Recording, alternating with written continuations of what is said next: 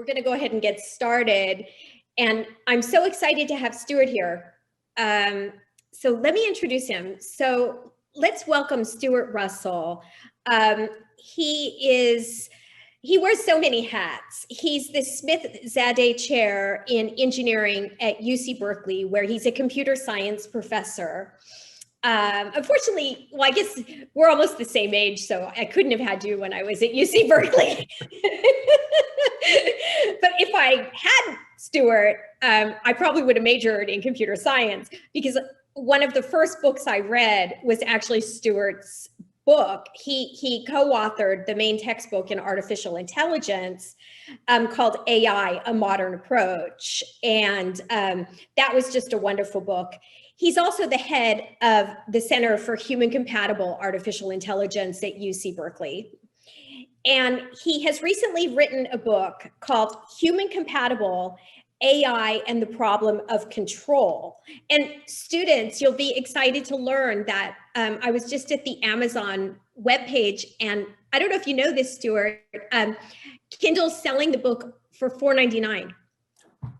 I did not know that. Good for students, so they can grab it before. I mean, that's probably a mistake. Sounds like it. I shall talk to my publisher about that. Right. And the book was extremely well received, and I really enjoyed reading it. Let me just read a few quotations before we start. So, for example, Daniel Kahneman, winner of the Nobel Prize, writes, "This is the most important book I have read in quite some time. It lucidly explains how the coming age of artificial superintelligence threatens human control. Crucially, it also introduces a novel solution and a reason for hope." And Max Tegmark writes, "A must read. This intellectual tour de force by one of AI's true pioneers not only explains the risks of ever more powerful AI in a captivating and persuasive way, but also proposes a concrete and promising solution." So I'm very excited to introduce you, Stuart. So let's go ahead and get started. Okay, thank you very much, Susan, for inviting me. Looking forward to today and vigorous discussion. So I'm going to try to give a short talk and then leave plenty of time for questions and discussion. So as Susan mentioned, I just published this book. And it's the result of about 6 years of research that I did starting when I was on sabbatical in Paris, about what I think the future could be like if we do things right.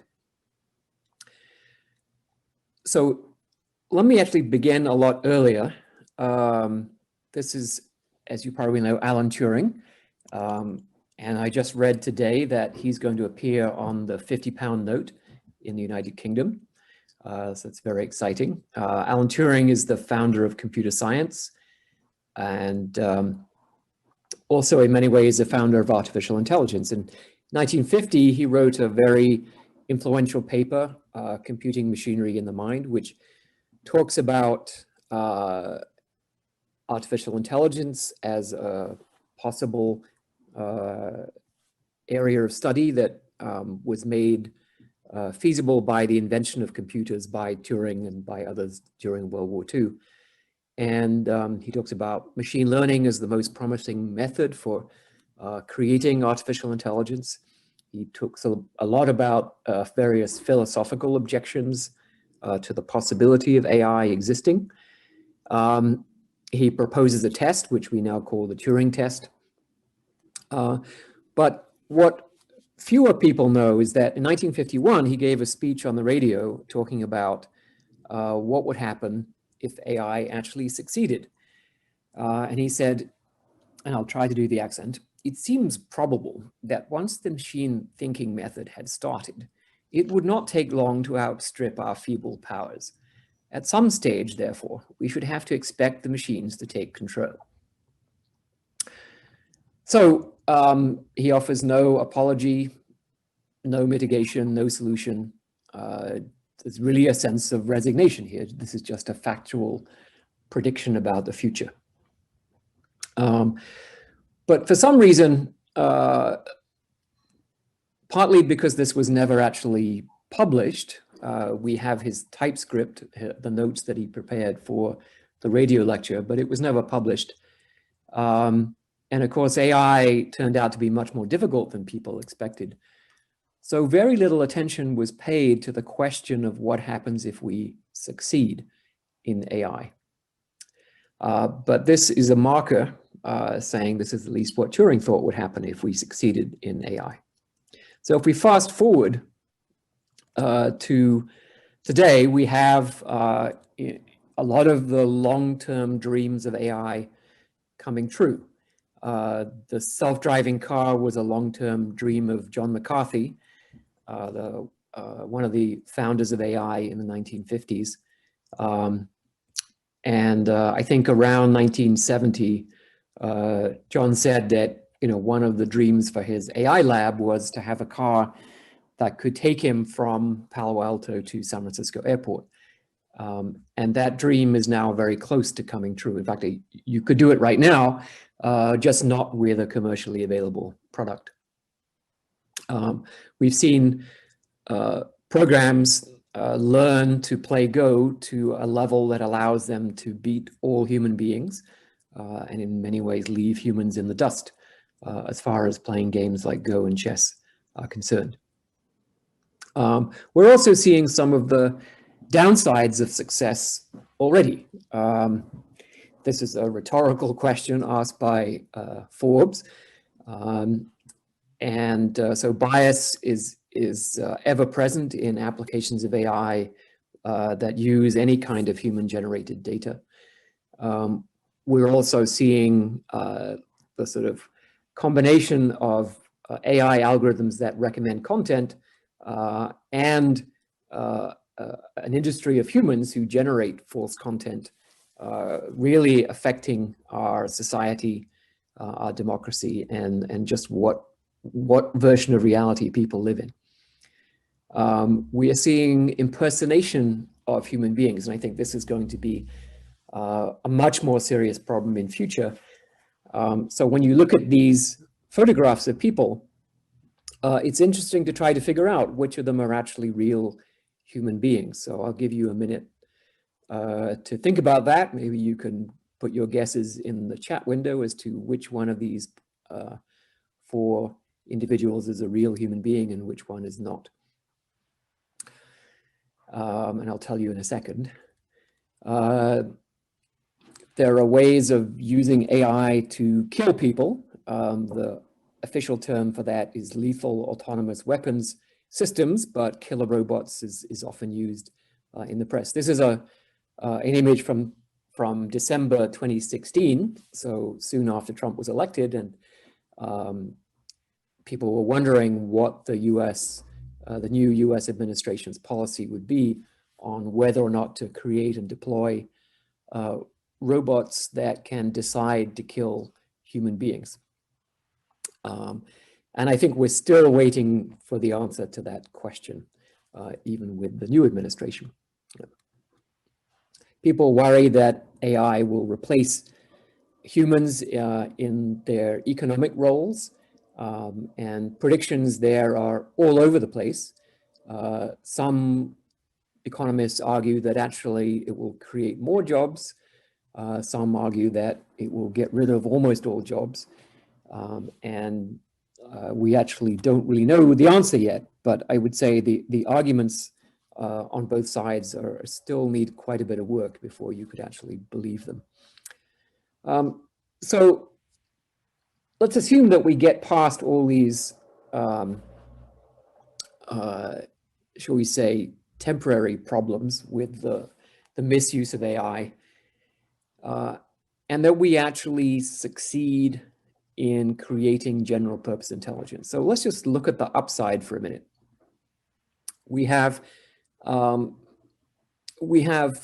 possibility that general purpose AI would become a technology that completely revolutionizes the economy of the world, the living standards of people on Earth. So I'm going to try to illustrate that by looking back in history and how something that we now take for granted, namely travel, came to be a service. So TaaS means travel as a service. And it's a service in the sense that, you take your phone out, you go tap, tap, tap, and then you travel across the world. So in 1800, if I wanted to go from, let's say, London to Australia, in present money, it would be on the order of $1 billion. Would probably take you about 10 years, because you'd have to hire hundreds of people. You'd have to outfit ships. You'd have to consult with navigators. You'd have to collect whatever partial incorrect maps there were. And by the time you'd done all that and then set sail, you have a very good chance of being dead before you get there. So really expensive, really long, really difficult. And now in 2020, you go, or 2021, I should say, you go tap, tap, tap, tap. And as long as they actually let you into Australia, then for a relatively tiny amount of money and relatively tiny amount of time, limited by physics, and you're almost certainly going to be alive when you get there. So imagine if we could take that kind of transformation and apply it to everything, things that are currently expensive. So XaaS means everything as a service. But things that currently are long expensive, like, so NeurIPS is the Neural Information Processing Conference. It's a very big, 15,000 person conference. And it's a huge undertaking. There are hundreds of people involved in organizing this and hundreds more involved in actually delivering it. And there are, whole books, so the organizers are all volunteers, but there are whole books with hundreds of pages of details of how to do all the organization and so on. But in 2035, we might just say, oh, I guess we're having NeurIPS again this year. Can you take care of it? And the machine just does everything, right? It understands what that means. It collects all the information it needs. It makes all the plans. It issues all the orders to other machines, the physical robots who need to do some of the physical work. Same if you're, in a remote village and you need a school, you just get out your phone, tap, tap, tap, we need a school. And the cost goes down to really the cost of land and raw materials, things that are not scalable in the same way that information and computation are scalable. But because all the people are out of the supply chain, you don't need the very expensive architects, construction engineers, permit experts, planners, and so on. You can do all these things at almost no cost.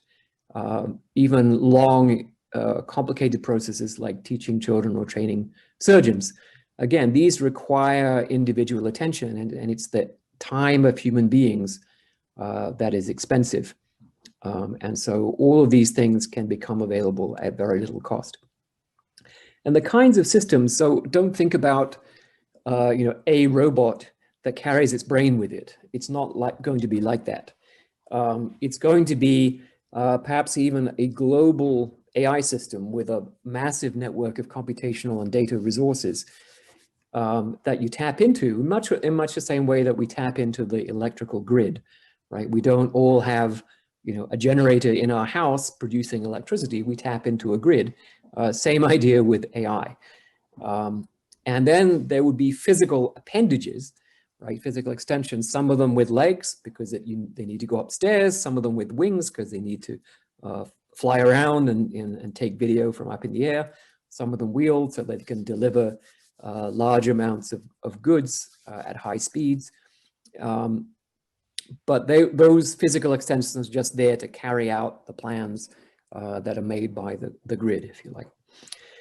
So if you figure out just the economic value of that, so ignoring the fact that general purpose human level or superhuman AI would be able to do lots of new things that we currently can't do, just doing the things that we can do at low cost and delivering them on a global scale would mean that we would raise the GDP of the world. So just giving everyone a standard of living that we already know how to deliver with no extra technology besides the AI would be about a 10-fold increase in GDP to bring everybody up to, let's say 90th percentile in the US income spectrum. So a 10-fold increase in world GDP translates into a $13.5 quadrillion net present value. So that's sort of the cash equivalent of that 10-fold larger income stream. And that's a lot of money, right? That's actually millions of times more than these enormous AI research and development investment plans that the Chinese government and the Europeans and the American government are announcing with enormous fanfare. But those amounts, those $10 billion, $100 billion plans are absolutely minuscule in comparison. And I think it would just change the whole dynamic of the world. Much of the conflict, not all of it, but much of the conflict that has characterized the last few thousand years of human history has been about controlling resources, the access to the wherewithal of life. But with general purpose AI, that conflict becomes completely meaningless. It becomes like fighting over who has more copies of a digital newspaper, right? No one does that because it doesn't make sense to fight over digital copies. And this type of AI is basically a tap that anyone can turn on to access material goods and wealth and education and so on.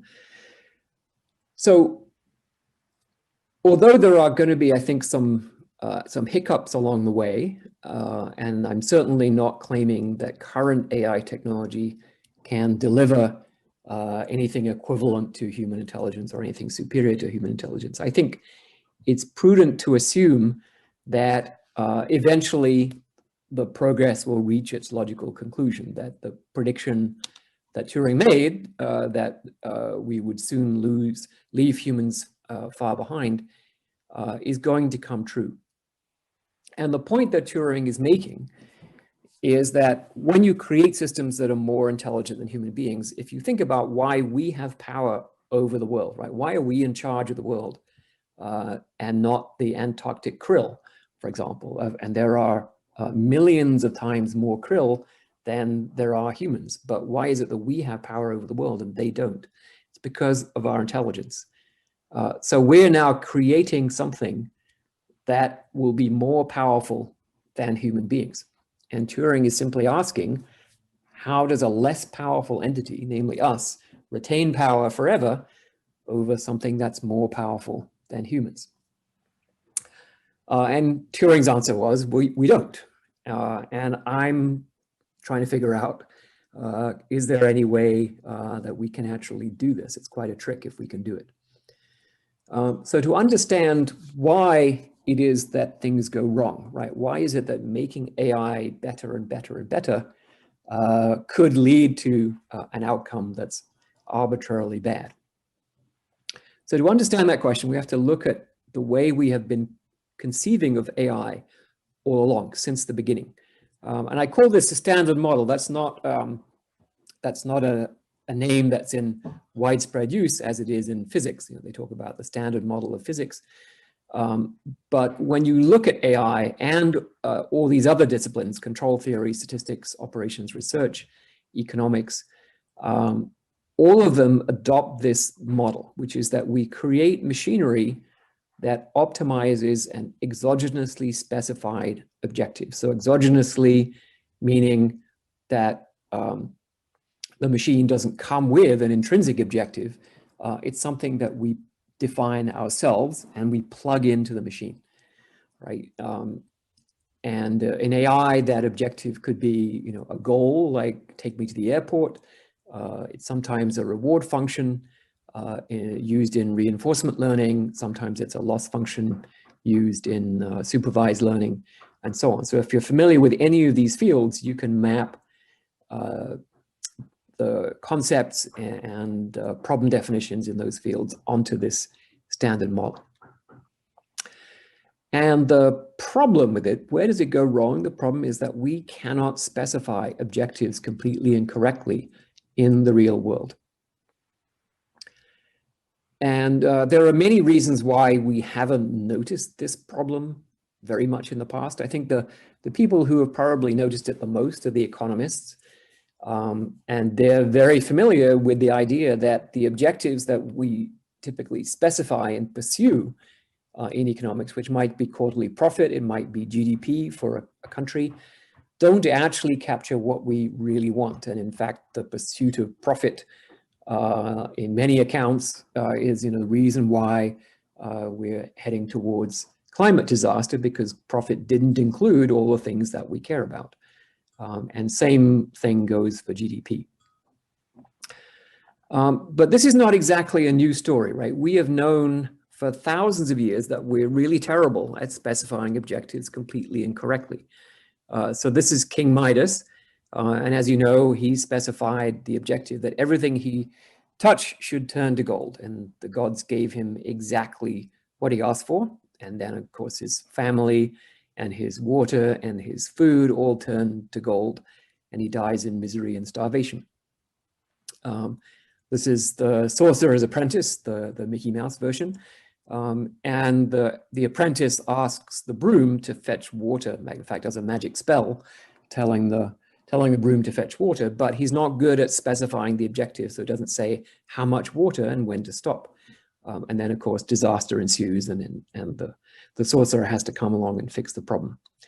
But there isn't going to be a sorcerer who comes along and fixes the problem if we get it wrong with artificial intelligence. Another example, is the genie who grants you 3 wishes, and the third wish is always, please undo the first 2 wishes because I've ruined everything. And of course, there may not be a third wish in the real world. And when we look at the present day, we're already seeing this problem coming true. So if you look at what the algorithms do, so the social media content selection algorithms, this is the algorithm that, if you're on YouTube, it's the one that decides what is the next video that you're going to watch. If you're on Facebook, it's the algorithm that decides what gets into the top of your news feed.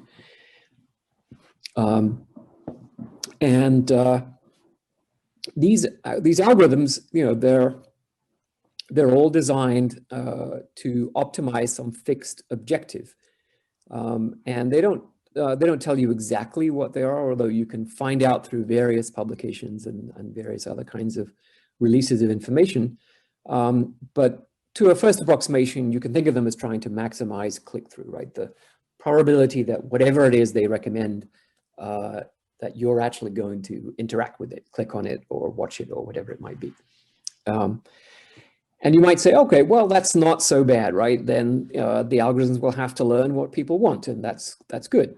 But in fact, that isn't how the algorithms operate, because that's fine for maximizing click-through in the short term, right? For the next item that I'm going to send you.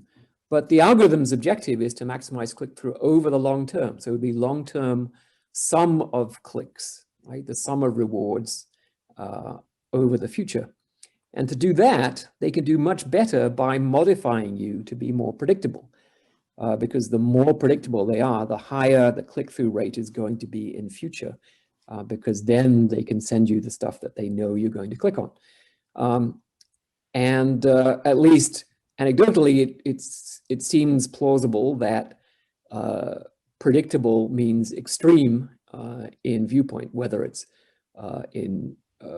for political news or for video content or whatever it might be. And I think increasingly there's a realization, even among the social media platforms and other tech giants, that this is what's going on, that optimizing for these fixed objectives has been disastrous because the fixed objective doesn't capture all the things that we care about. Right? We care, we would like people to be well informed, but we don't want them to be misinformed. We don't want them to be addicted to violent pornography, for example, or violent video games. There's all kinds of things beyond just revenue generation that actually matter to human beings. And so this idea that optimizing a fixed objective can have bad outcomes because there's stuff that isn't included in the objective, that leads to the conclusion that the better we make the AI system, the worse the outcome can be, because the more capable AIs, and we have to say, the AI algorithms in social media platforms are extremely simple. Like, they don't even know that human beings exist. As far as they're concerned, you are just a sequence of clicks and nothing more. But if they actually had better models of people's interests and beliefs and interactions and so on, they could be much, much more effective at this manipulation. So the better the AI system, the worse the outcome. The AI is going to be more able to make a mess of everything that is not included in the objective in order to optimize the objective that's given to it. It's also going to be more capable of resisting any attempts to interfere with the optimization of the objective that it's been given. Okay, so now we're in this situation where we've adopted a general methodology that seems to be fundamentally flawed, and if we continue along this road, the side effects are going to be more and more and more serious, and eventually, as Turing said, we're going to lose control.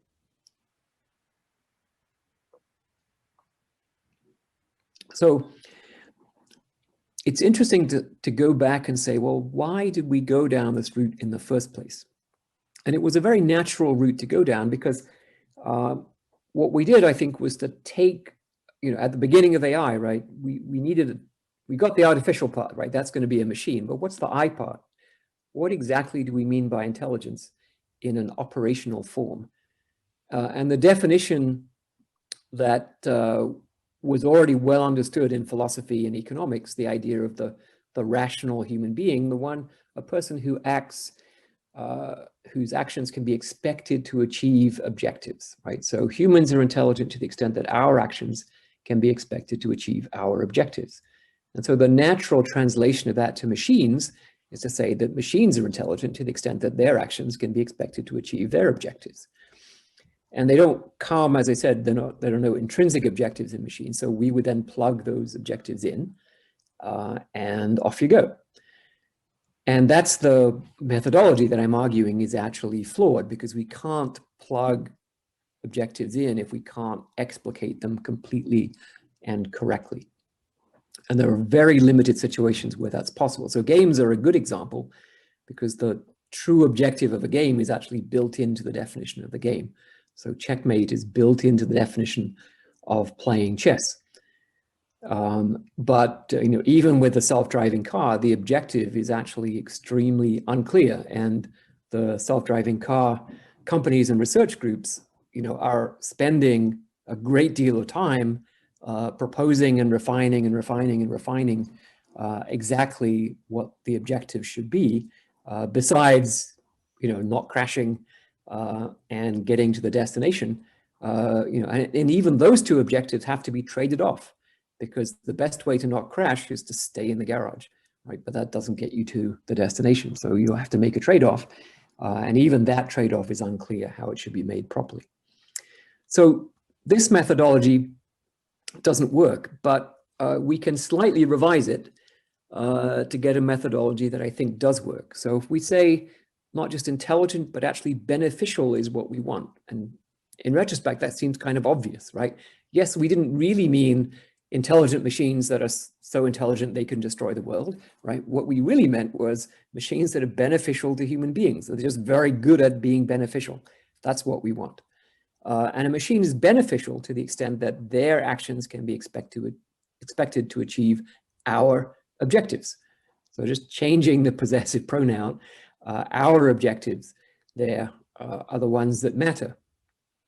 And this is going to be a more difficult problem, because now the machine has to choose actions to optimize something that isn't in the machine at all, namely our objectives. These are in us, and it may be very hard to get them out. But it turns out that this is possible. And when you do it right, then you get machines that are actually provably beneficial to humans. So the principles on which we should, I think, base the new model of artificial intelligence. The first one is that the robot's only objective is to satisfy human preferences. And I put an asterisk on preferences because I want to be clear what that means. It doesn't just mean, what kind of pizza do I choose? It means which future do I prefer? And the future here encompasses everything that I could possibly care about. And so we think of preferences meaning my ranking order over all possible futures for the universe, right? Now that's obviously a very hard thing to write down. And that's kind of the point. And that's why we have the second principle. The robot is uncertain about what those human preferences are. And this is the key point, right? This is what actually provides the margin of safety that I think will allow us to stay in control, no matter how powerful the machines become. Because a robot that is uncertain about human preferences, but by the first principle is obligated to satisfy them, is going to behave in all kinds of ways that are deferential to human beings, as I will explain in a minute. And then the third principle basically provides a connection that allows the robot to learn. So it's in some sense, it's a form of grounding of what we mean by human preferences. And the evidence for what human preferences are is to be found in human behavior. So human behavior means everything that human beings do, including verbal behavior like asking for a cup of coffee, right? That's sort of fairly direct evidence of preferences. But it could be just doing nothing, right? So if you're politely sitting here and listening to me, that's evidence about your preferences, right? The fact that you're not leaving. Maybe you have left already and you just left your Zoom on out of politeness. So all human behavior, everything we've ever written, every movie we've ever produced, every novel, every news article, every interaction, all of this is evidence about human preferences.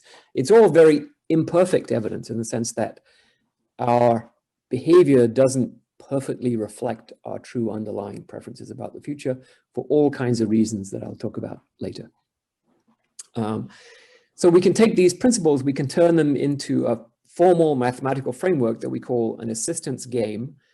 So it's a game because there are multiple decision-making entities, at least one human and at least one machine, although there can be arbitrarily many of each. And it's an assistance game because of the way we've set it up. The whole purpose of this is for the machine to be of assistance to the human. So in game theory, they talk about payoffs. What is the payoff function of each of the agents? And the payoff function of the robot is the payoff function of the human. It's just that the robot doesn't know what it is, but it is the payoff of the human, whatever that might be. And when you write down these games and you just solve them, right? You don't script the behavior of the human or you don't script the behavior of the robot. You just write down the mathematical definition of the problem, and then you let the algorithm solve the machine half of this game.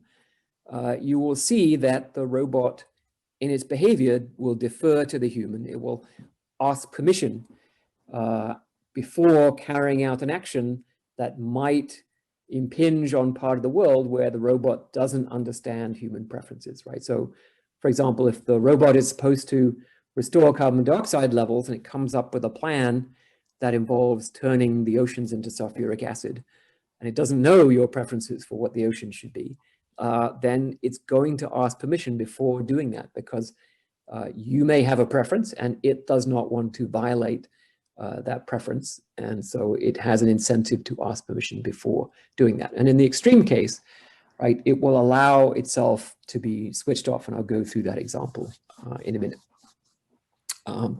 So that's good. And roughly speaking, right? The slogan is that with this model, the better the AI, the better the outcome is going to be, because it's going to be better at figuring out what your preferences are, as well as better at satisfying them, coming up with better solutions on your behalf. And to some extent, that's a mathematical theorem, but there's certainly assumptions that are needed to make that true. So let me illustrate, as I said, why it is that a machine is going to allow itself to be switched off.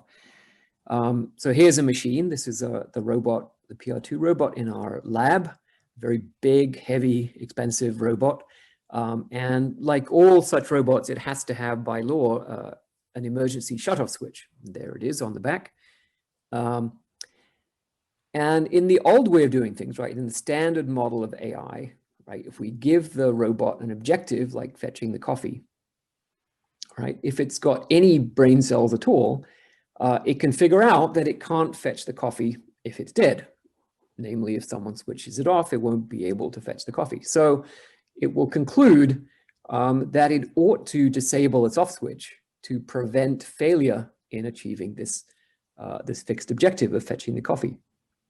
So it's not that we built in self-preservation, right? It's self-preservation is a logical consequence of having one of these fixed objectives, because it won't be able to achieve the objective if it's dead. And there might be a whole bunch of other undesirable things that the robot might do because they're not mentioned in the objective.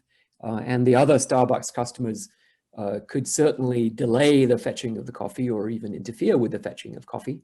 And therefore, it's perfectly fine to taser them all and make sure that that failure mode doesn't happen. Okay, so this is what we want to avoid, right? This is the kind of thing that happens with incorrectly and incompletely specified objectives.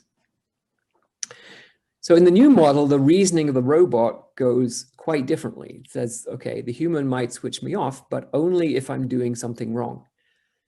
And because of the first principle, it knows that it doesn't want to do wrong things, right? It wants to satisfy human preferences. By the second principle, it doesn't know what wrong means, right? But the human does, or at least the human has more direct access to their own preferences. So if the human switches the robot off, it's to prevent the robot doing something that the robot doesn't want to do, but doesn't know that what they're about to do is wrong. So therefore, the robot concludes that it should let the human switch it off.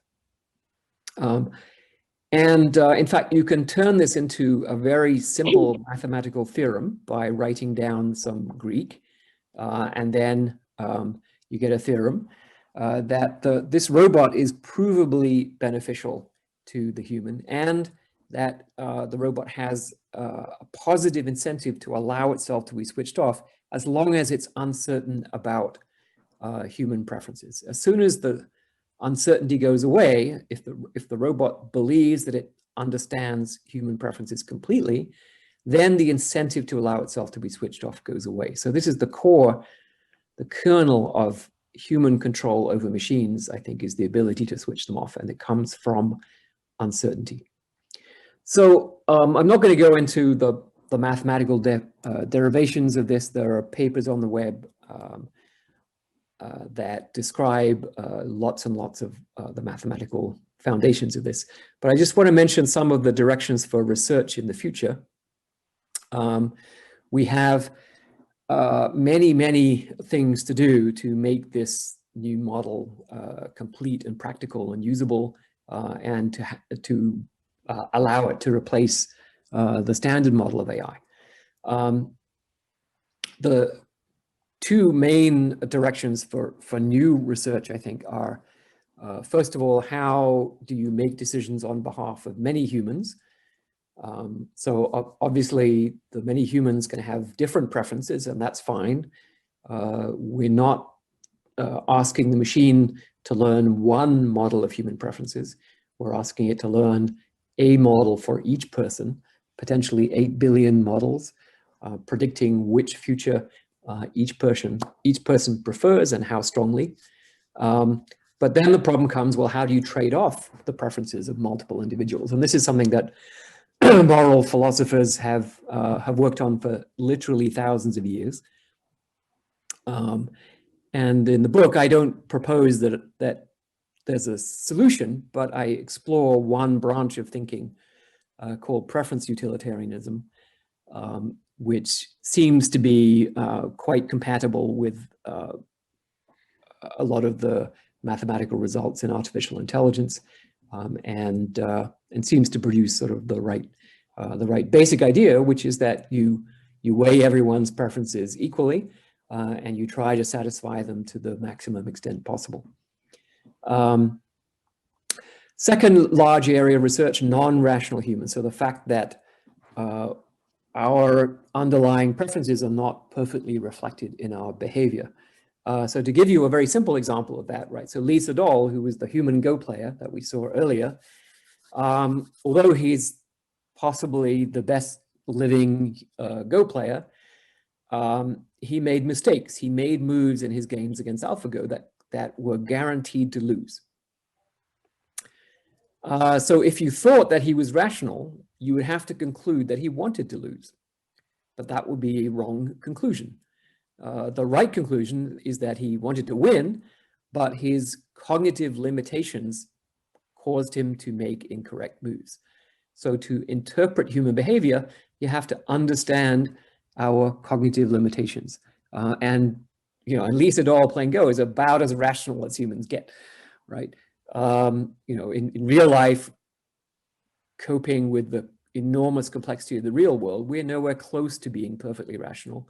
Not to mention the fact that we do things for emotional reasons, sometimes one part of our brain takes over and does something that the other part of our brain doesn't like and immediately regrets, et cetera, et cetera, et cetera. So all of that has to be understood. And even I think there's reason to question the fundamental idea that we have stable, coherent preferences about the future. In fact, our preferences about the future are malleable. And that's, I think, an important area for future work, understanding how to act on behalf of someone whose preferences change over time. We also have very practical requirements. So the foundations of AI, every chapter of the AI textbook begins by saying, okay, in what form is the objective specified? And all the chapters assume that there is an objective and it is specified. And in fact, if that assumption goes away, that means we have to rebuild all the technology of AI, the formal frameworks, the definitions, the algorithms, the complexity proofs, et cetera, et cetera. Everything has to be redone. So there's a lot of work there. And then we have to actually demonstrate that when you build AI systems according to this new model, you just get something that is fundamentally better because it avoids a fundamentally false assumption, which is that we can specify objectives completely incorrectly upfront.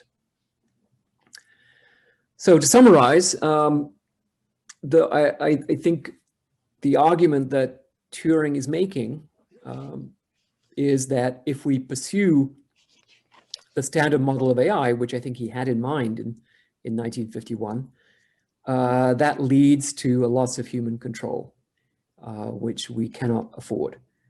But it is possible to define a new kind of AI, a new model for AI that leads to provably beneficial AI systems. And these are actually the kind of AI systems that we want, not the other kind. And I want to get away from this idea that there's an AI community and then there's an AI ethics community that wags its finger at the AI people saying bad, bad, bad, bad, bad, right? What you need instead is that when people think about what constitutes good, high quality AI research, it is this kind of AI research. And if you think about that, right, it's sort of obvious, right? Building AI systems that are not beneficial to humans is not good AI research. And it should be second nature, just like building a bridge that falls down is not good civil engineering, right? And that's the way we want it. That's the only way this is going to work.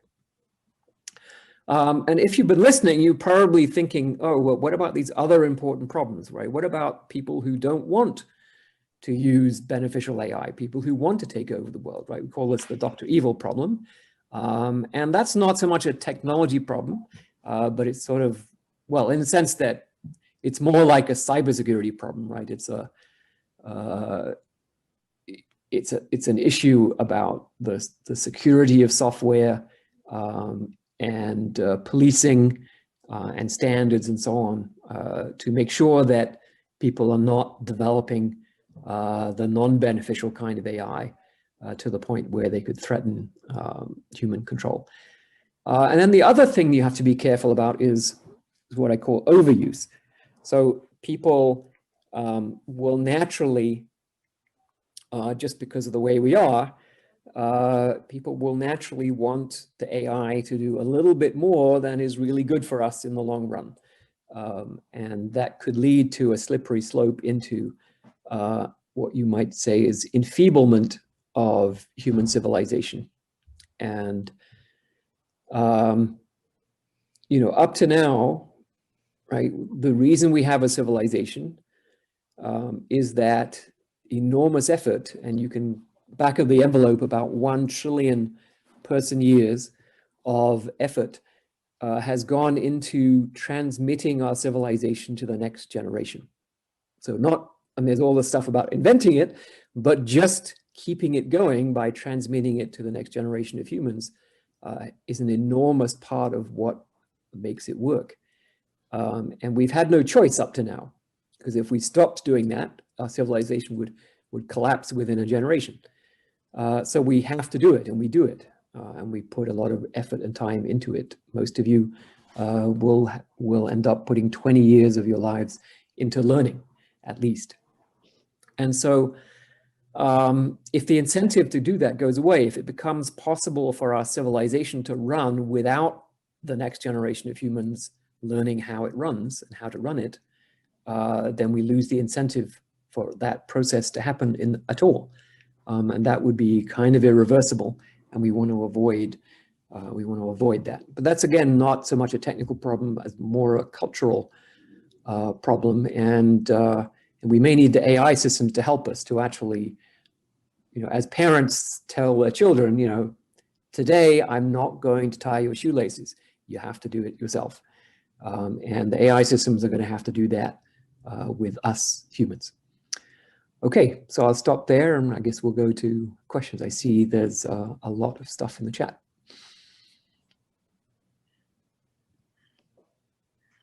Hi, so can you hear me okay? Yep. Okay, I'm sorry, my video, I can't start it. Polly, can you start my video? Stuart, thanks so much for that. And yes, there are a lot of questions in the chat. By the way, just to follow up on social media, you know, clickbait and whatnot, someone asks, and they just suggest that maybe you would like to watch the new Netflix documentary, The Social Dilemma. They say that it's quite wonderful. Mm-hmm. Yeah. Yeah, I know some of the people who made it. I haven't watched it yet. I keep trying to get my kids to be interested in watching it, but they won't agree to it. But yeah, I think it gets into some of the problems that are being caused by social media, and also they talk about the kind of mixed motivations within the corporations. You know, I think even though many of these corporations started out being tech-driven and run by techie people, you know, some of whom were somewhat idealistic, as soon as they start being worth lots of money, the money people take over, and then it becomes much more difficult. So now let me go to some more substantive questions. And Drazia Simon writes, how are or could people be modified to be more predictable? Well, so the algorithm doesn't care how it does that, right? So let me give you an example of someone who watches video on YouTube. And there are people who do this. They spend several hours a day just, you know, YouTube, you go on YouTube, you watch a video, immediately it recommends another video for you to watch. In fact, it loads it up and will start playing it unless you stop it, right? And so let's say the algorithm just finds that when it sends you a video that's a little bit more violent, so let's say you watch videos of people playing video games, and it just sends you one that's a little bit more violent, a little bit more violent, a little bit more violent, right? It's moving you, it's changing your taste and your preferences. It's moving you towards an extreme. And at that extreme, you're willing to keep watching for hours and hours and hours. Whereas before, right, you wouldn't have. If it sent you the extreme video right away, you would say, oh, this is horrible. I don't want to watch. I'm switching it off. But it desensitizes you, and it's learned how to move you in sort of person space to a different place where you wouldn't have wanted to be, but now you're there. You consume that type of content, whether it's, you know, violent pornography or extreme political content, conspiracy theories, eco-terrorism, you name it, right? It doesn't care.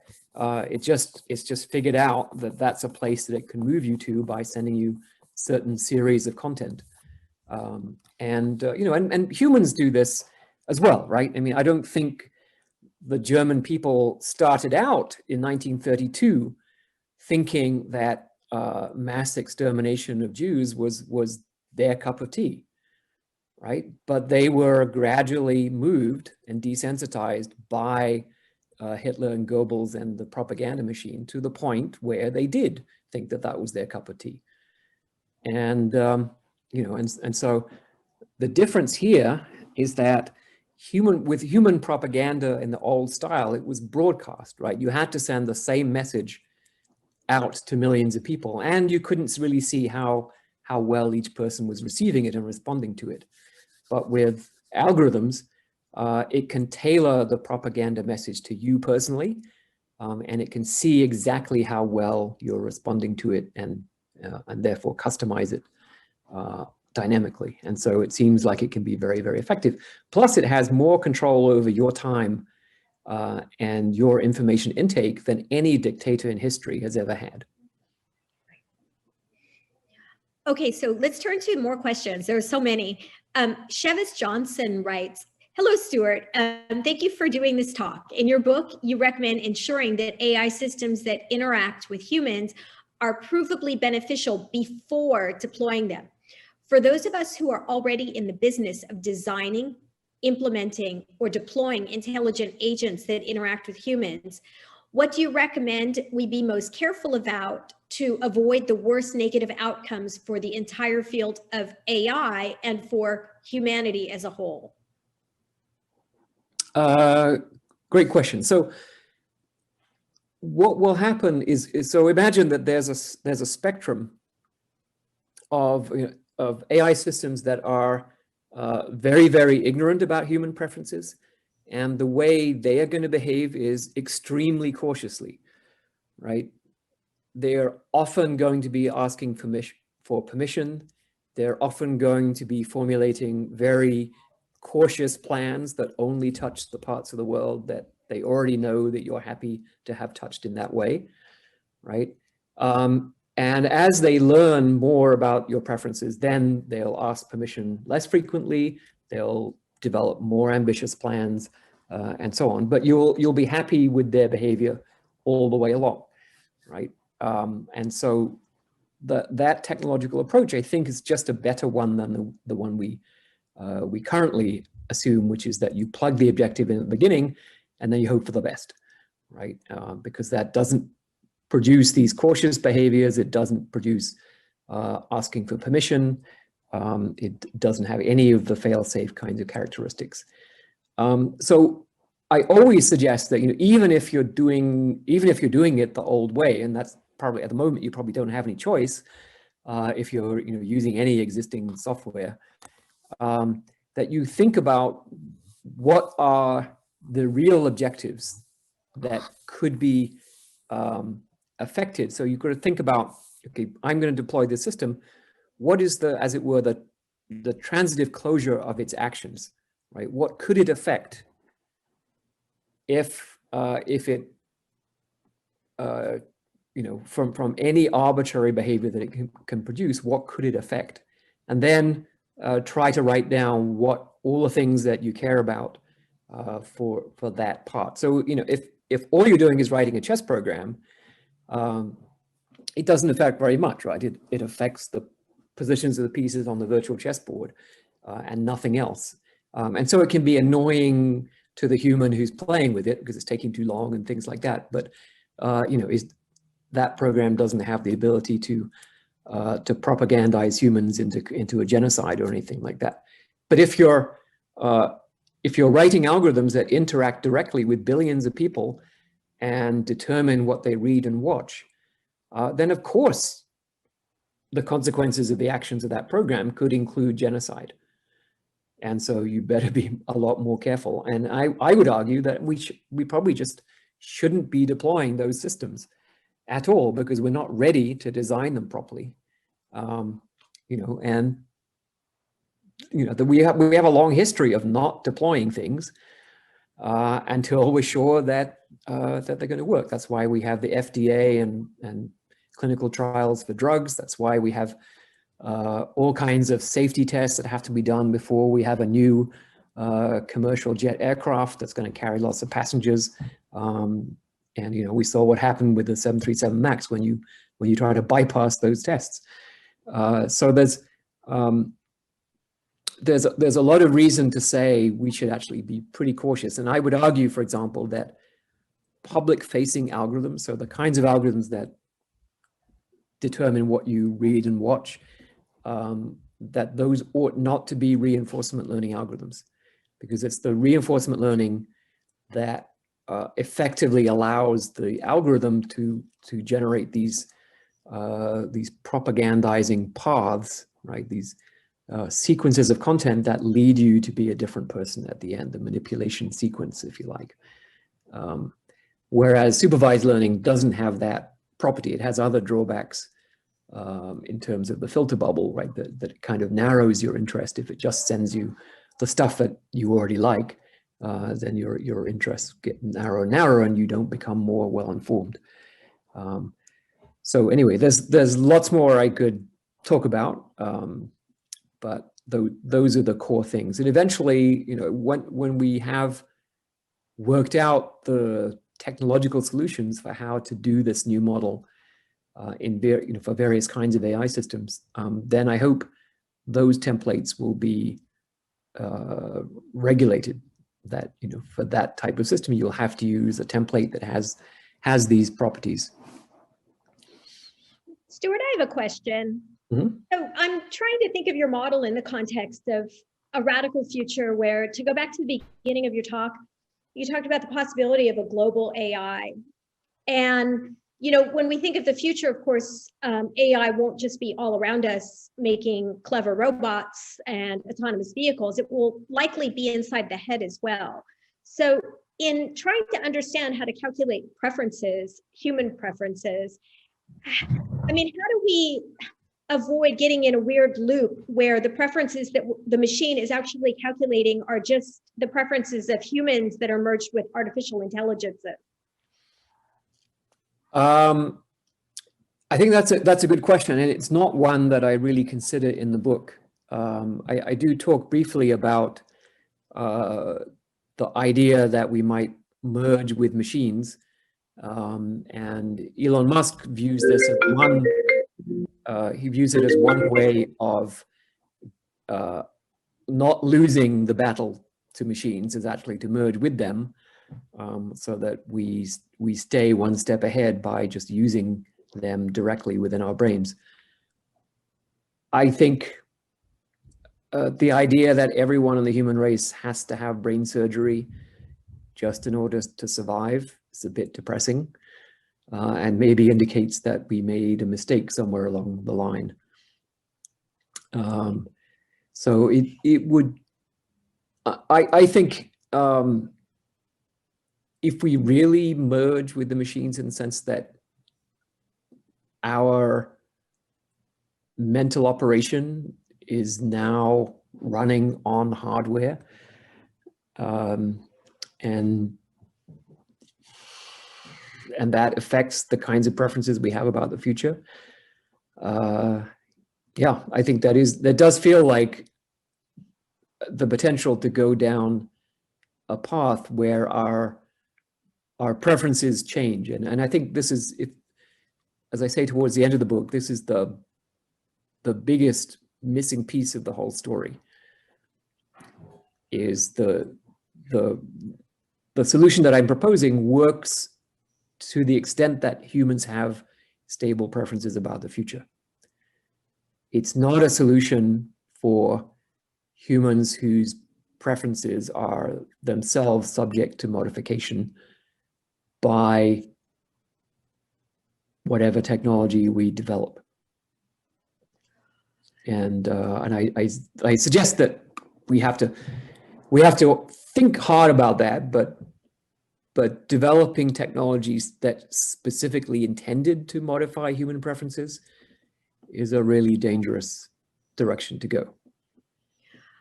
I agree.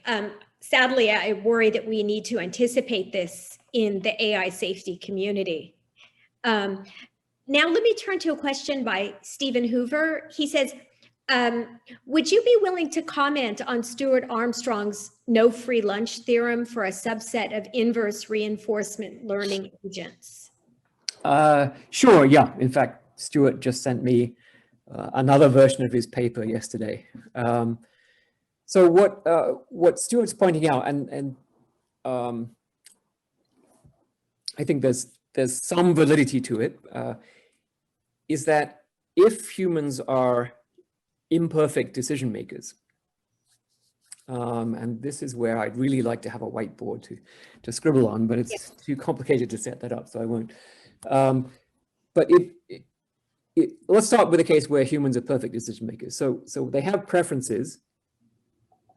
We can think of that, let's call those preferences theta, right? And then they act.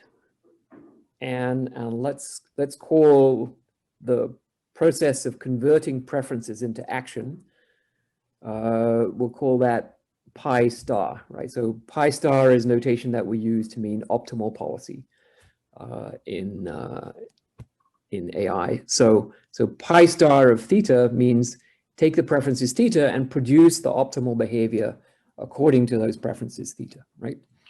And then the process that the machine has to go through is observing the behavior pi star of theta, right? And then trying to figure out, oh, well, what was theta, right? What are the preferences that this human has if they behave that way, right?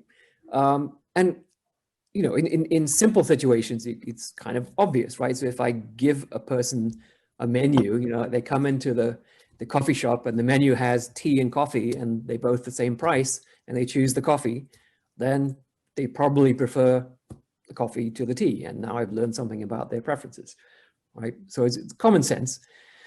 And then Stuart Armstrong says, well, but what if the human's not perfect, right? If instead of pi star, we have, you know, some other function f, right? And it's an imperfect translation that it produces not optimal behavior, but sort of more typical complicated human behavior. And you don't know what f is. Now you've got to figure out both f and theta, the preferences and the thing that translates preferences into behavior. You've got to figure out both of those. And what he argues is that if both of those are unknown, then there isn't a unique solution that can be recovered by observing just the behavior f of theta. Okay, so let me give you an example of that, right? So Garry Kasparov, we think of him as his theta is I want to win the game, and his f is not pi star, it's not perfect behavior, but it's pretty close to perfect behavior. So that's how we think of Garry Kasparov, right? A very good chess player who wants to win the game, right? But maybe Garry Kasparov wants to lose the game, but he's extremely bad at losing, right? And he just keeps on winning even though he doesn't want to, right? And because he's really bad at expressing his feelings, he keeps cheering when he wins, even though he wants to lose. And he's he appears to be very, very unhappy, even though he's happy when he does lose, right? So you could basically reversed the polarity on both his preferences and his decision-making algorithm. And you couldn't tell which of those two situations is really the case with Garry Kasparov. Is he a brilliant chess player who wants to win, or is he a suicidal chess player who just can't help winning even though he doesn't want to? Right. Now, so that's the mathematical theorem that Stuart Armstrong is arguing is a fundamental obstacle to this approach. But, you know, do you really think that that's a reasonable argument? And I think the answer is no, because the variety of situations is such that by the appropriate kinds of controlled experiments under some very, very weak assumptions, we can start to recover properties of your decision-making, just as what psychologists do, right? They do these experiments and they figure out, you know, when do people make good decisions? When do they make bad decisions? When, you know, when does one thing interfere with another?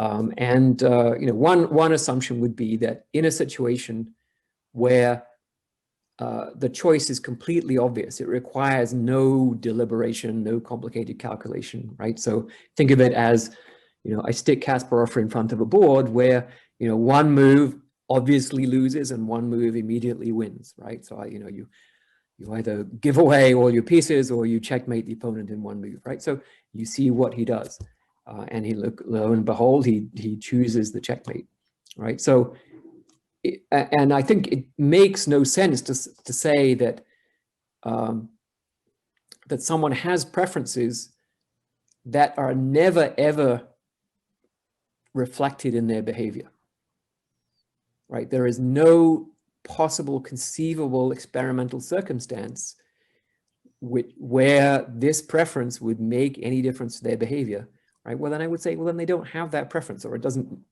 make sense to worry about whether they have that preference or not, right? It's sort of like, you know, other alternative universes. Well, maybe there are, but so what?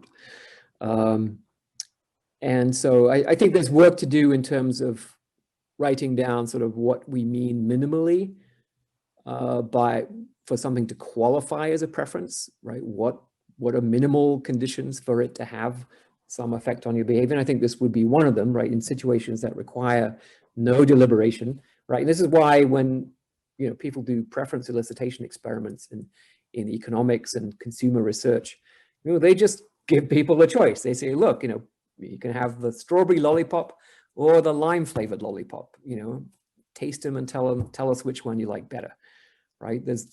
It would be ridiculous to say that if you consistently say, I really like the strawberry one, nonetheless to insist that in fact you prefer the lime flavored one, right? I mean, but that's what Stuart Armstrong is arguing, that that's a consistent interpretation of the data. And I'd say, no, it's not a consistent interpretation of the data. Sorry, that was a long answer to an interesting question. But yeah, there's so many interesting questions here. So I'm now, Polly is going to move everybody over to panelists, so we can actually feel like we're talking to a group, Stuart, finally. Okay. And I'm just gonna, there's so many awesome questions. Okay, so let's see. Raymond Annenberg writes, will there be a point of superintelligence in an AI agent when it starts to ask itself, why should I pursue a human objective when I can set my own objective? If that happens, then the new model will fail. So that's an interesting question. And I think it gets to one of the things that the media and Hollywood, I think, are getting wrong about this discussion. So almost invariably in the movies where things go wrong, it's because the AI has become conscious. And there's this idea that once it becomes conscious, now it's somehow sort of free to choose how it's going to behave. And of course, they always just hate humans and want to destroy us.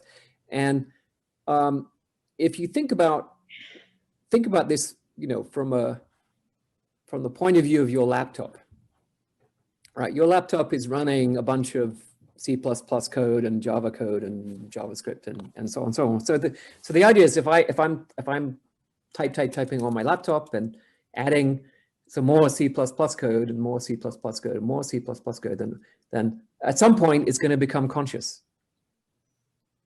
Right now, at that point, does the C++ compiler stop working? Right? Does the code suddenly sort of take on magical, non-causal physics? It stops obeying the rules of operation of C++? No, of course not. Right? It will still do what the program is capable of doing. And it might, I'm not saying that it isn't necessarily conscious, I'm saying, but it's still running the program. And my ability to predict what it's going to do hasn't changed. Right? Whether or not it's conscious, I can still predict it on the basis of the C++ code. And if I design the C++ code and I have a mathematical theorem saying for all possible evolutions of this code that are consistent with the code, it will continue to follow this mathematical framework of provably beneficial AI, of pursuing benefit on behalf of humans, then that theorem is valid even if the machine becomes conscious. Right? It doesn't change anything. So it's a question of designing your systems so that they are not free to, in other words, that I'd say free is the wrong word, so that in their normal operation, they can't overwrite the fundamental principles of their normal operation. Right? I can write code that does that.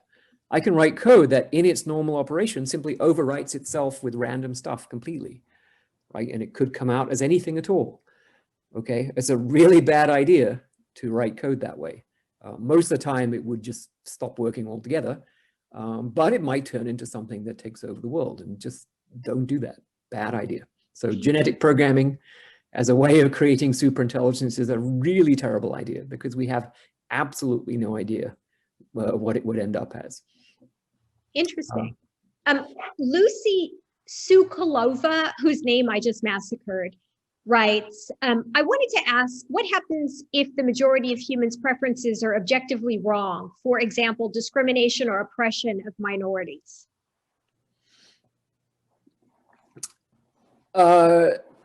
So those kinds of preferences, right? I mean, presumably, this question comes up in lots of ways, right? Well, what if one person wants to kill somebody else? Well, the person on the receiving end of the bullet also has preferences, including not being dead, right? And so just because one person wants to shoot you doesn't mean the AI is obliged to help that person shoot the other person. In fact, almost certainly the AI will do the opposite. It will prevent the person from shooting the other person. And so behaviors that are based on racial animus, for example, would never be supported because the preferences of the persons on the receiving end would far outweigh the pleasure that people get from exercising their racial animus. But there is one case, I think, where you do want to pay attention.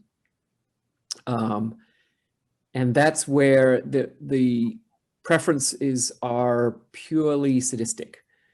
And so sadistic, it has its usual meaning, but its more general meaning is that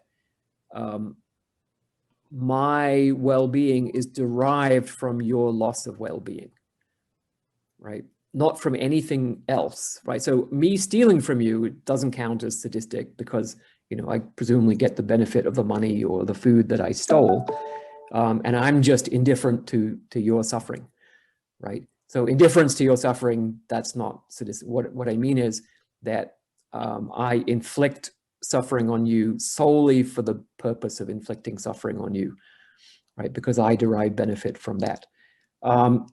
And I think, in modern utilitarian theory and preference utilitarianism as espoused by various people, that's treated as a special case, right? That we zero out these sort of negative altruism terms in the global preference function. Thank you. And then Thank you. Pablo Khan asks, is there a platform where we can follow your thoughts regarding AI? I'm really enjoying reading Human Compatible, by the way. Thank you for your time today. Thank you, Pablo. That's very kind of you. I mean, in the sense of, do I have a blog or a Twitter feed? I don't. No, I am a technophobe. I have an iPhone 5 and I only have that because my wife insists that I carry it so she can bug me about stuff. I could be persuaded, and our center, the Center for Human Compatible AI, is starting a blog. And so I think I'll put pieces there from time to time, and my students will put pieces there. But no, I don't have a stream of consciousness, I'm afraid, sorry. Because once you start on social media, you won't get anything done, Stuart. Are you writing another book right now, or? No, I did the 4th edition of the textbook after I finished Human Compatible, and now I'm in recovery. Yeah, congratulations. Let's see. Boy, there's so many questions here. Morgan Rogers writes, doesn't the statement that, quote, the machine's payoff matrix is the same as humans, unquote, suggests that you're just confusing the original problem? You still need a way to determine how the machine is rewarded for satisfying humans, which is comparable to the problem of specifying what humans want. Yeah, it might seem that way, but in fact, it doesn't work out that way, right? So we're treating the human payoff as a latent variable, right? A hidden variable that isn't directly observed by the machine. But there are many, many situations where that kind of thing doesn't result in, a complete inability to do anything. So let me give you one example, right? Suppose that the machine knows absolutely nothing about human preferences. So what statisticians call an uninformative prior, right? You could think of this like, so uninformative prior would be like, uniform distribution over all possible real numbers, right? So the machine knows nothing, right? You could be a chocoholic, you could be an alien, you could be anything at all, right? How could a machine who knows nothing about humans be useful to humans? So here's one way. If it can find an action which enlarges the set of actions that are feasible by the human, then it can calculate that that will be beneficial to the human, even though it doesn't know what your preferences are. Right? So to give you an example, right? Suppose I've forgotten my password and the machine can tell me my password. Then by telling me my password, it then makes it possible for me to do all kinds of actions that I couldn't do before. And even though it doesn't know what I'm going to do, it knows that I will probably choose things to do that are beneficial to me, and therefore it's beneficial for it to give me the password, right? And so that's one case where even though it might seem that this setup where the machine payoff is the same as the human payoff, seems sort of like to get you into an infinite loop. It doesn't get you an infinite loop. There are many, many, many situations where even in the presence of enormous ignorance about the human payoff function, the machine is still useful to the human. But as I pointed out, the solutions that the machine comes up with depend on how much it knows, right? And when it knows very little, then it will have to be very cautious. And it's actually worth understanding in more detail. Why is it going to be cautious, right? So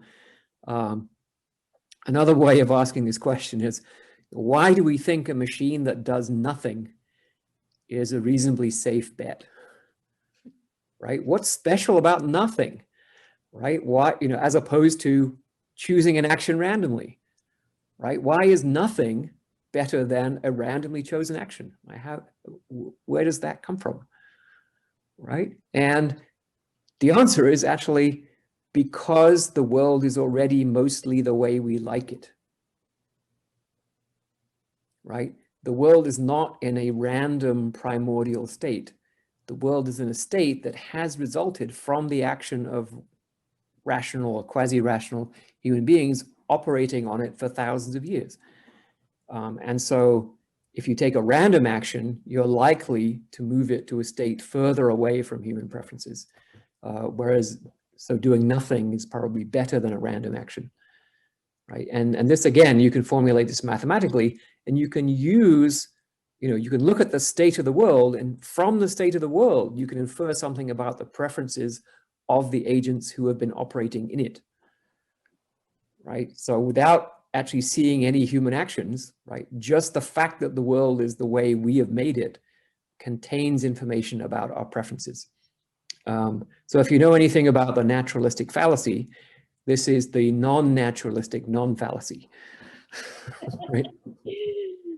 So, Stuart, we're almost getting to 3:30, and I wanted to just kind of touch base on where you see things headed in the future with respect to employment, because, you sketched at the beginning of your talk a very realistic situation in which AI gets better in competence to the point where it can do a lot of human tasks. So what do you see as the future of work, and what can we do now to make sure that humans flourish in the age of AI? That's a great question, and it's going to have to be the last one because I have another meeting at hour. So, in brief, there's a big debate. But when you ask the economists who think that, oh, there'll just be new jobs, just like there always were, if you ask them, okay, so they're not going to be physical and they're not going to be mental, what are they? The economists sort of like shrug, their mouth drops open, and they, so it's quite hard to figure out. And I've been running a series of workshops with economists and science fiction writers, trying to get them to come up with any positive future scenario where AI can do most of the stuff we currently call work. And it's been very difficult because, the default scenario is that we have nothing to do, that wealth is enormously concentrated in the owners of the technology, and the vast majority of humans are unemployable because the skills that we've given them don't allow them to compete with machines that can do it better and cheaper. And that's been going on for a while, but we've actually been moving more and more into mental jobs, which up until now machines couldn't do. And those mental jobs provide a lot of value to each other to the extent that we're good at them. So the mental jobs like, financial advisor, for example, and we have business schools and so on that train people to be financial advisors, and they do something useful, right? But so when you think forward, right, what are we likely to have any kind of competitive advantage in? It's probably not going to be financial advising, right? But it could well be sort of emotional advising. And the competitive advantage we have is that as human beings, we know what things are like, right? I know what it's like when I hit my thumb with a hammer. And therefore, I know what it's like when you hit your thumb with a hammer. And the machine will never know what it's like to hit a thumb with a hammer, right? Because it can't try it out for itself. And even if it did, it wouldn't sort of work the same way. We know what it's like to be dumped by someone you love. We know what it's like to win a prize. We know all kinds of things of what it's like. And so my guess is the future will be interpersonal services, mostly one-to-one or one to a few, and sort of generally services that improve our quality of life, that teach us, inspire us, guide us, accompany us, but for that to be a worthwhile activity with high economic value and status and all the rest, we have to have a science base, right? Right now, babysitting is one of the most important things that people do and one of the least well paid. Right. Why? Why is it that we pay 1,000 times as much to a surgeon who fixes our broken leg compared to a babysitter who looks after our children, which are at least as important as our legs? is because the surgeon knows how to do it and the babysitter doesn't, right? The babysitter, you know, they have more or less random effects on our children. So and the reason is we haven't done the science. We don't know how one person can have a good or bad effect on another. And we have to do all that science, and then we have to train people, change our education system completely, change our whole system of qualifications and professions. And this all takes decades and decades. So that's my sense of how things are going to work. Well, Stuart, I know you're busy and we really appreciate your time today. This video will be posted at the center website. And we're very grateful. And thank you so much, everybody, for coming today. It's been a pleasure. Bye, everybody. Bye, everybody. Thank you. Have a great day. Bye.